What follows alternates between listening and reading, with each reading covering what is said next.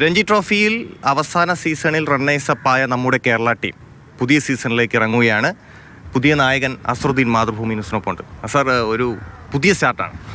തീർച്ചയായും പുതിയ സ്റ്റാർട്ടാണ്. ഒരുപാട് സന്തോഷമുണ്ട്. എന്താ പറയുക, കേരളത്തിനെ ലീഡ് ചെയ്യാൻ പറ്റിയതിൽ. കഴിഞ്ഞ വർഷം ഇപ്പോൾ ഫൈനൽ കളിച്ചതുകൊണ്ട് തീർച്ചയായിട്ടും എക്സ്പെക്റ്റേഷനും അതിനനുസരിച്ചൊരു കൂടുതലാണ്. തീർച്ചയായും എക്സ്പെക്റ്റേഷൻ അനുസരിച്ച് പെർഫോം ചെയ്യുക എന്നുള്ളതാണ് ക്രിക്കറ്റിൻ്റെ ഒരു ഭംഗി എന്ന് പറയുന്നത്. ചെറിയ കാര്യമല്ല.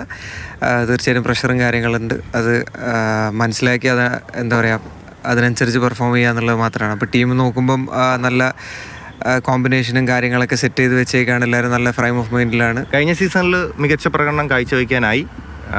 ഇപ്രാവശ്യം ഉത്തരവാദിത്വം കൂടുതലാണ്. തീർച്ചയായിട്ടുമാണ്. പക്ഷേ ഈ ക്രിക്കറ്റേഴ്സ് ആഗ്രഹിക്കുന്ന ഉത്തരവാദിത്തമാണിത്.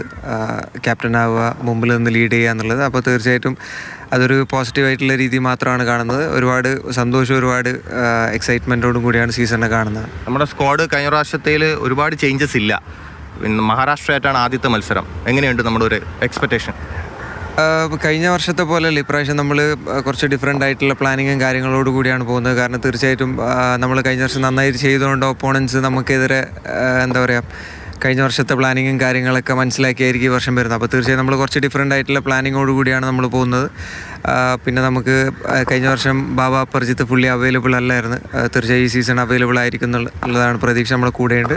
പിന്നെ അങ്കിത് ശർമ്മ പുതിയ ഗസ്റ്റ് പ്ലെയറാണ് നമുക്ക്. അപ്പം ഈ പ്രൊഫഷണൽ പ്ലേയേഴ്സിൻ്റെ സാന്നിധ്യത്തോട് കൂടിയിട്ട് നമുക്ക് യങ്സ്റ്റേഴ്സും നല്ല യങ്സ്റ്റേഴ്സും ഉണ്ട്. ഇമ്രാൻ ആണെങ്കിലും ഷോൺ ആണെങ്കിലും ആപ്പിൾ ആണെങ്കിലും. അപ്പം അതൊരു മിക്സ്ഡ് കോമ്പിനേഷനിലാണ് പോകുന്നത്. തീർച്ചയായും ഒരുപാട് പ്രതീക്ഷയോടെയാണ് കാണുന്നത്. ജലജ് സക്സേന ഇത്തവണ ഇല്ല. തീർച്ചയായും ജലജ് ഭായ് എന്താ പറയുക, കഴിഞ്ഞ 9 വർഷം കേരളത്തിന് വേണ്ടി നല്ല ചെയ്ത ഒരാളാണ്. അപ്പം ഇല്ലാത്തൊരു രീതിയിലല്ല നമ്മൾ പോകുന്നത്. കാരണം നമുക്ക് ബോളിംഗ് ഡിപ്പാർട്ട്മെൻറ്റ് നമുക്ക് നല്ല ഫാസ്റ്റ് ബോളേഴ്സ് ഉണ്ട്. ഇപ്പം വന്നേക്കുന്ന 2 പ്രൊഫഷണൽസും സ്പിന്നേഴ്സുമാണ്. അപ്പം ബോളിംഗ് ഡിപ്പാർട്ട്മെൻറ്റ് തീർച്ചയായിട്ടും നല്ല സ്ട്രോങ് ആണ്. ഈ ഫാസ്റ്റ് ബോളേഴ്സിൽ 2 പേര് ദുലീപ് ട്രോഫി കളിച്ച ആൾക്കാരാണ്. ഇപ്പം കഴിഞ്ഞ ദുലീപ് ട്രോഫി കളിച്ച ആൾക്കാരാണ്. അപ്പോൾ തീർച്ചയായിട്ടും ബോളിംഗ് ഡിപ്പാർട്ട്മെൻറ്റ് ജലജ് ഭായ് ഇല്ല എന്ന് വെച്ച് വീക്കാവുന്നില്ല. തീർച്ചയായിട്ടും അത് സ്ട്രോങ് തന്നെയാണ്. ഓക്കെ, കഴിഞ്ഞ വർഷത്തെ റണ്ണേഴ്സപ്പാണ് ഇത്തവണ ചാമ്പ്യന്മാരാകണം. Thank you. രതീഷിനൊപ്പം ടി. സരീഷ്ണ, മാതൃഭൂമി ന്യൂസ്, തിരുവനന്തപുരം.